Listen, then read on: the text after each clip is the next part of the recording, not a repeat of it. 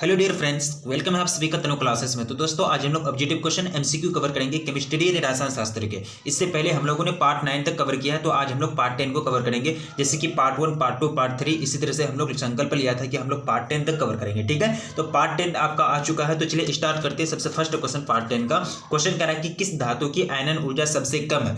ठीक है, simple question है, ज्यादा टफ क्वेश्चन नहीं है। क्वेश्चन क्या कह रहा है कि किस धातु की आयनन ऊर्जा सबसे कम है, यानी आयनाइजेशन एनर्जी जो होता है वो सबसे कम होता है। लिथियम का या फिर पोटेशियम या फिर सोडियम का या फिर सीजीएम का। देखिए इसमें जो होता है आयनन ऊर्जा सबसे कम जो होगा वो होगा सीजीएम का। किसका होगा? सीजीएम का। ठीक है, इस तरह से फर्स्ट नंबर क्वेश्चन का आपका राइट आंसर हो जाता है ऑप्शन डी। अब सेकंड नंबर क्वेश्चन आपका स्क्रीन पर क्वेश्चन करा है कि निम्न में कौन लैंथेनॉइड अनुचुंबकीय है। लैंथेनॉइड अनुचुंबकीय के बारे में पढ़े आप, तो इसमें जो लैंथेनॉइड अनुचुंबकीय जो हो जाएंगे यूरोपियम पर +2, यानी +2 आयन है, +2 आयन है यूरोपियम पर, तो ये क्या हो जाएंगे? लैंथेनॉइड अनुचुंबकीय हो जाएंगे। ठीक है, इस तरह से सेकंड नंबर यानी 252वां क्वेश्चन का राइट आंसर आपका ऑप्शन सी राइट आंसर होता है। देखिए आप लोग पार्ट 9 तक, कहां तक? पार्ट 9 तक हम लोग कितना क्वेश्चन कवर किए थे? लगभग 250 क्वेश्चन तक कवर कर लिए थे। ठीक है, इसलिए हम लोग यहाँ कितना 251वां से स्टार्ट करते हैं। तो यहाँ मेरा हो गया 252वां क्वेश्चन का right answer option C right answer होता है। अब आगे बढ़ेंगे थर्ड नंबर क्वेश्चन करा है कि निम्नलिखित में किस धातु के लवण के जलीय विलयन के विद्युत विच्छेदन से धातु प्राप्त किया जा सकता है। यानी लवण के जलीय विलयन का जो इलेक्ट्रोलाइसिस होता है, इलेक्ट्रोलाइसिस जो होता है किस धातु से मतलब प्राप्त किया जा सकता है। ऑप्शन दिया आपको सोडियम या फिर एल्यूमिनियम या फिर कैल्शियम या फिर सिल्वर, यानी एजी अर्जेंटम बोलता है इसको। ठीक है, निम्नलिखित में किस धातु के लवण के जलीय विलयन की, यानी लवण के जलीय विलयन का तो विद्युत विच्छेदन होता है, यानी विद्युत धारा पास करके उसमें जो विच्छेदन की क्रिया यानी इलेक्ट्रोलाइसिस जो कराया जाता है, तो इससे धातु प्राप्त यानी मेटल प्राप्त किया जा सकता है। तो वो जो हो जाएंगे अर्जेंटम यानी एजी यानी सिल्वर जो है, इससे मतलब क्या किया जा सकता है? इसका जलीय विलयन का यानी इसके लवण के जलीय विलयन का विद्युत विच्छेदन करके क्या प्राप्त किया जा सकता है? धातु यानी मेटल प्राप्त किया जा सकता है। ठीक है, इससे इस तरह से 253वां नंबर क्वेश्चन का आपका right answer option D right answer होता है। सिंपल क्वेश्चन है। एक बात मैं आपको बता दूं कि आप लोग का जितना भी पार्ट कवर किया गया, ठीक है, जितने भी पार्ट कवर किया गया है, आप चैनल के प्लेलिस्ट में जाकर के सारे पार्ट को कवर कर लीजिए, क्योंकि ये सब क्वेश्चन आपको बोर्ड एग्जाम में काफी हेल्पफुल साबित होने वाला है और ये सब क्वेश्चन आपको बोर्ड एग्जाम में पूछे जाएंगे। अब आगे बढ़ते हैं क्वेश्चन नेक्स्ट। क्वेश्चन करा कि निम्न में कौन कायरल यौगिक नहीं है। तो कायरल यौगिक कौन नहीं है? सबसे पहले आप नोमेनक्लेचर जानते हैं, तो नोमेनक्लेचर का क्या करेंगे? सबसे पहले यहाँ जो कंपाउंड आपका नाम दिया है तो उसको क्या करेंगे? सबसे पहले ओपन स्ट्रक्चर करेंगे, उसके बाद वहां जज करेंगे कि कौन सा कायरल कार्बन होगा, यौगिक नहीं होगा। ठीक है, कायरल कार्बन का मतलब होता है हर चारों मतलब कार्बन 4 अलग-अलग डिफरेंट मतलब 4 अलग-अलग यानी डिफरेंट एटम से जुड़ा हुआ रहता है, उसको कहते हैं कायरल कार्बन। ठीक है, तो ऑप्शन आपके सामने 3 ब्रोमोपेंटेन या फिर 2 हाइड्रोक्सी प्रोपेनोइक एसिड या फिर 2 ब्यूटेनॉल या फिर 2,3 डाई ब्रोमोपेंटेन। ठीक है, यानी आपका जो आईयूपीएक नाम है वो आपको आईयूपीएक नाम दिया गया है, यानी आईयूपीएक नाम नोमेनक्लेचर जो करते हैं आप। तो यहाँ जो इसका जो राइट आंसर हो जाएगा वो हो जाएगा 3 ब्रोमोपेंटेन। ये 3 ब्रोमोपेंटेन क्या है? कायरल यौगिक है, यानी कायरल यौगिक का एक एग्जांपल है। ठीक है, इस तरह से 254 नंबर क्वेश्चन का आपका right answer option A right answer होता है। अब आगे बढ़ेंगे क्वेश्चन आपका स्क्रीन पर। क्वेश्चन काफी सिंपल क्वेश्चन है, इससे और सिंपल क्वेश्चन क्या हो सकता है? क्वेश्चन कह रहा है कि एल्काइल हैलाइड के साथ शुष्क Ag2O की अभिक्रिया ने रिएक्शन से बनता है, जिसका अगर रिएक्शन कंप्लीट है, जो रिएक्शन अच्छी तरह से आती है जिनको, तो ये सब क्वेश्चन वो चुटकी में हल कर लेंगे। ऑप्शन आपके सामने एस्टर या फिर ईथर या फिर कीटोन या फिर अल्कोहल, यानी एल्काइल हैलाइड के साथ शुष्क Ag2O की अभिक्रिया से बनता है। क्या बनता है भाई? तो ये जो बनता है, ये इसका निर्माण जो होता है ईथर का निर्माण होता है। किसका? यानी ईथर का निर्माण होता है। जब क्या होता है, यानी एल्काइल हैलाइड के साथ शुष्क Ag2O की रिएक्शन होती है तो ईथर का निर्माण होता है। ठीक है, इस तरह से 255वां नंबर क्वेश्चन का आपका जो राइट आंसर हो जाएगा वो ऑप्शन बी राइट आंसर हो जाएगा। अब नेक्स्ट क्वेश्चन की ओर ध्यान दीजिएगा। क्वेश्चन कह रहा है कि एल्काइल हैलाइड को अल्कोहल में परिवर्तित किया जाता है, यानी एल्काइल हैलाइड को अल्कोहल में कन्वर्टेड किया जाता है। कन्वर्ट कैसे किया जाता है? कौन सा विधि से या फिर कौन सा रिएक्शन से? निराकरण अभिक्रिया से या फिर योगशील अभिक्रिया से या फिर विस्थापन अभिक्रिया से या फिर उपरोक्त सभी।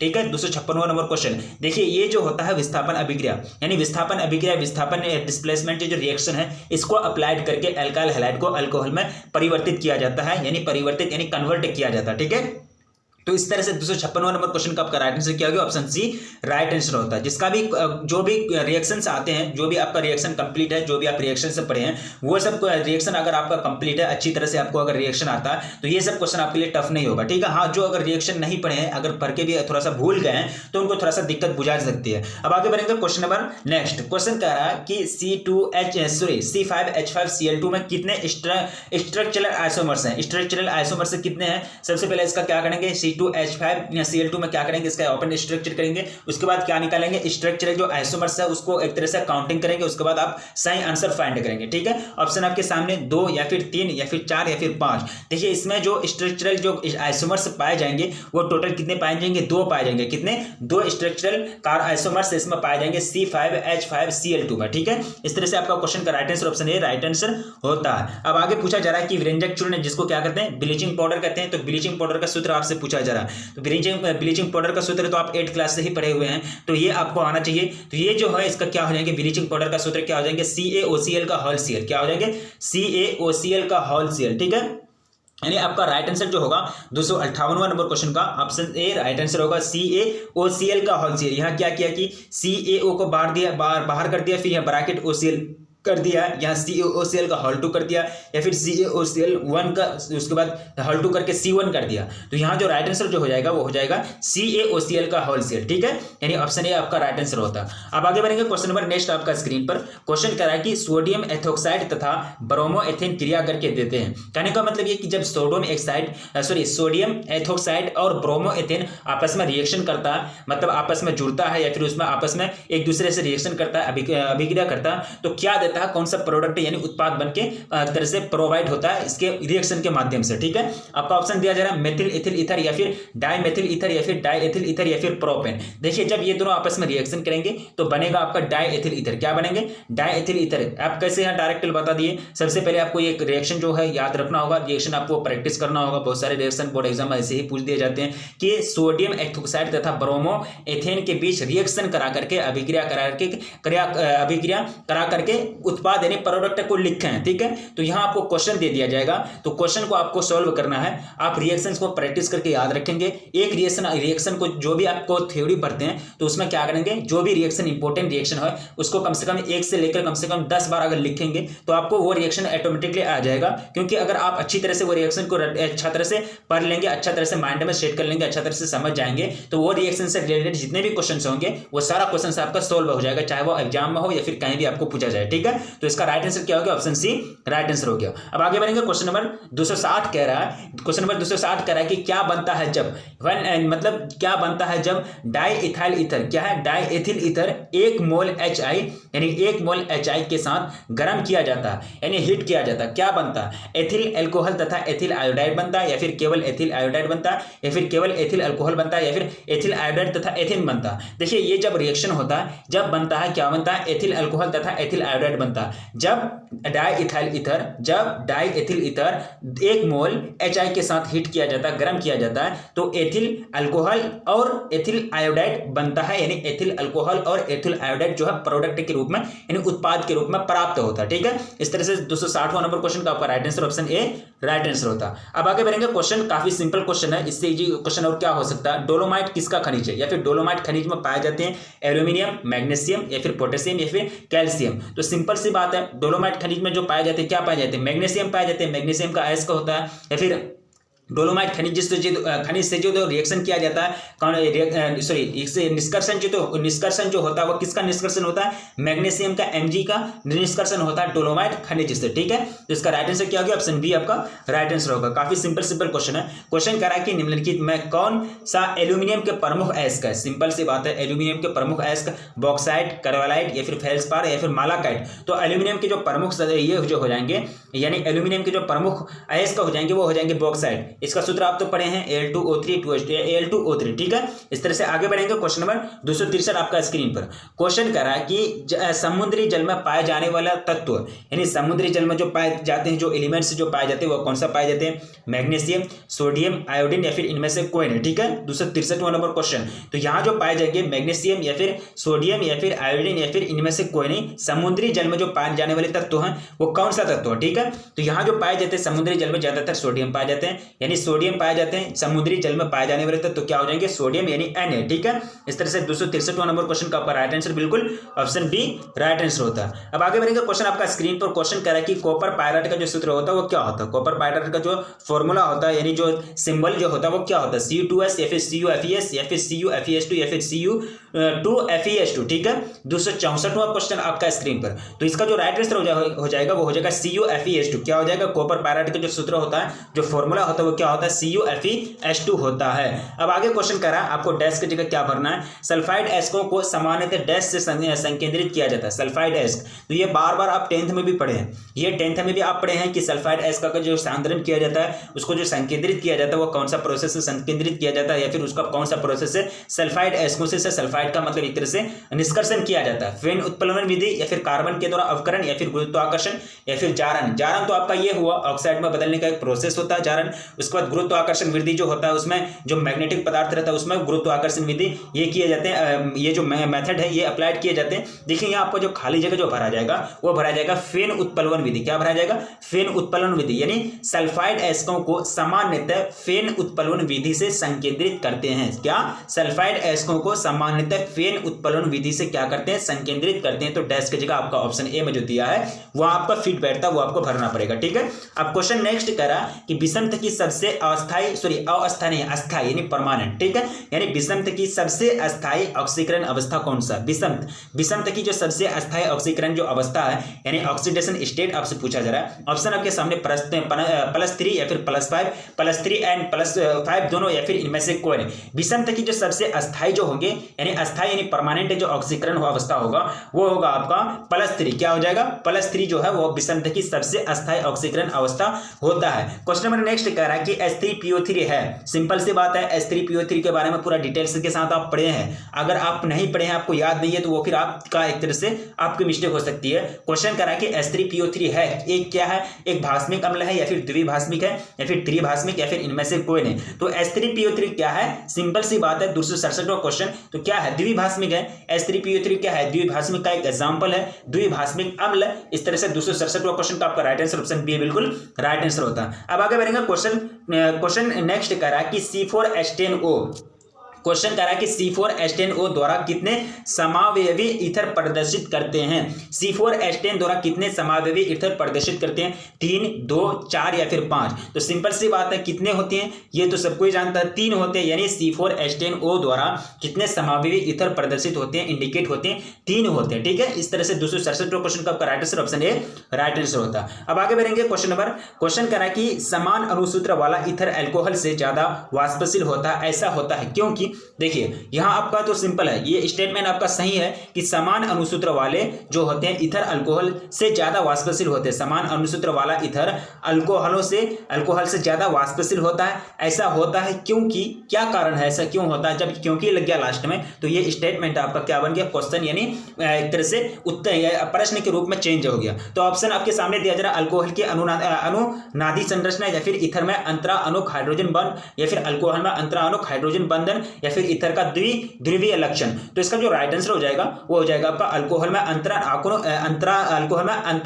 अंतर अणुक हाइड्रोजन बॉन्ड, यानी अंतराणविक इंटर में जो पाए जाते हैं उसके अंदर में जो हाइड्रोजन बॉन्ड प्रेजेंट रहते हैं, इसी के कारण किसमें, अल्कोहल में। इसी तरह से समान अणुसूत्र ईथर वाला जो होता है अल्कोहल से ज्यादा क्या होता है, मतलब वाष्पशील होता है। ठीक है, इस तरह से 267वां क्वेश्चन का राइट आंसर आपका ऑप्शन सी राइट आंसर होता है। अब आगे बढ़ेंगे, क्वेश्चन नेक्स्ट कह रहा है कि निम्नलिखित में किसका जल शोषण तीव्रता से होगा। जल शोषण जो होगा वो किसका तीव्रता से होगा। ऑप्शन आपके सामने CH3OH, C5H5OH या फिर CH3 या फिर CH3COOH। ठीक है, यानी कब किसका जो है जल शोषण सबसे यानी स्पीड में ज्यादा होगा। 4 कंपाउंड आपके सामने दिया गया है, 270वां क्वेश्चन। तो सबसे ज्यादा जो जल शोषण तीव्रता से होगा वो होगा CH3OH का। किसका, CH3OH का जो तीव्रता होगा यानी एक तरह से जल शोषण जो होगा इसका जो स्पीड होगा वो क्या होगा, सबसे ज्यादा होगा ये तीनों के मुकाबले में। अब आगे बढ़ेंगे, क्वेश्चन नंबर नेक्स्ट। क्वेश्चन करा कि निम्न में किस पदार्थ का व्यापारिक नाम जो है फॉर्मेलिन है।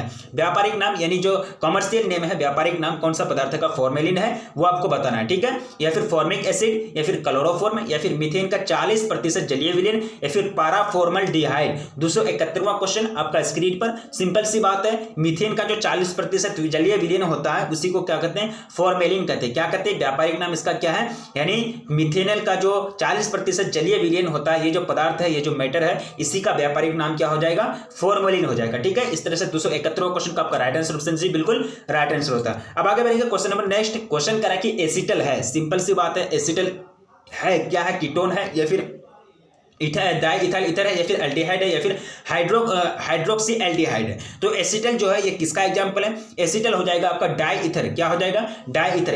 एसिटल क्या है? डाई ईथर है। इस तरह से 272वां क्वेश्चन का आपका right answer option B right answer होता है। अब आगे बढ़ेंगे, क्वेश्चन नंबर नेक्स्ट कह रहा है कि वह कार्बोक्सिलिक अम्ल जो टॉलेंस अभिक्रिया को अपकृत करता है, यानी टॉलेंस अभिक्रिया को एक तरह से अपकृत करता है और टॉलेंस रिएक्शन को अपकृत करता है, वो कौन सा है? वो कौन सा कार्बोक्सिलिक अम्ल है और कार्बोक्सिलिक एसिड है?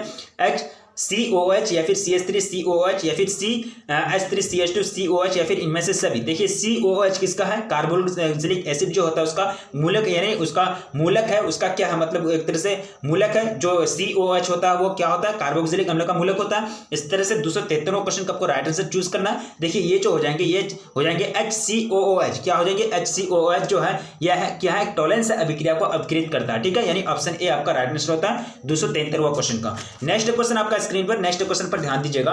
क्वेश्चन करा कि फेनोल तथा बेंजोइक अम्ल में अंतर किया जा सकता है, यानी फेनोल तथा बेंजोइक अम्ल में अंतर किया जा सकता है कैसे? NaHCO3 या फिर NaOH या फिर Na या फिर A और C दोनों, ठीक है, यानी A और C ऑप्शन आपको दिया जा रहा है, ठीक है। दोस्तों 274वां क्वेश्चन को जो राइट आंसर जो हो जाएगा वो हो जाएगा NaHCO3। क्या हो जाएगा? NaHCO3, यानी फेनोल और बेंजोइक अम्ल में अंतर किया जा सकता है, ठीक है। अब आगे बढ़ेंगे, क्वेश्चन नंबर 275वां आपका स्क्रीन पर क्वेश्चन करा कि निम्न में सबसे कम अम्लीय यानी सबसे कम जो एसिडिक होगा वो क्या होगा?